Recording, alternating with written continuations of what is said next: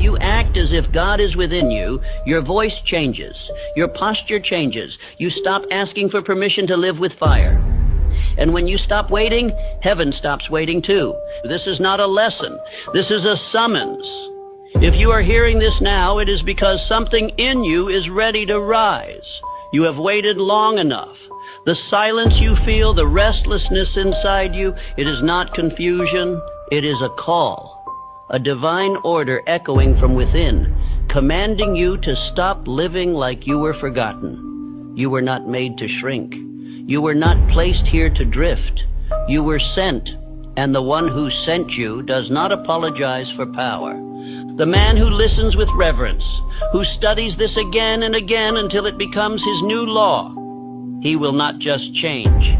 He will become the living proof of purpose, sent with clarity, walking with power, and finishing what heaven began. Now listen, because the moment you believe this truth, you will no longer walk as a man. You will walk as one who was sent.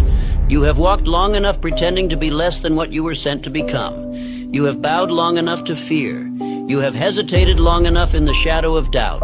But now the voice of purpose calls to you. And if you will obey what is about to be spoken, not just hear it, but obey it, you will never again be the man you were before this hour. Because what I'm about to give you is not motivation. It is law, not advice, instruction. It is the truth of who you are beneath the story, beneath the excuses, beneath the hesitation that the world has taught you to wear. And here is that truth. You were not made small. You were not sent here to drift. You were not placed on this earth to survive. You were sent with power. You were sent with command. You were sent with God Himself written into your spirit.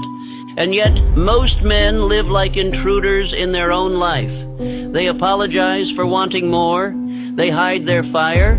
They speak with hesitation, act with delay, and wait to be approved before they move. Not because they lack ability, but because they have forgotten who sent them. And the world prefers it that way. Because the man who walks as if God is within him, that man cannot be controlled. That is why this truth is not handed out in schools. It is not printed in the headlines. It is not celebrated in public. Because when a man begins to think as if heaven lives inside him, he becomes ungovernable by weakness. He no longer listens to the noise. He no longer waits for support. He no longer serves fear.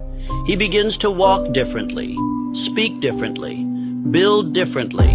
And the moment that man appears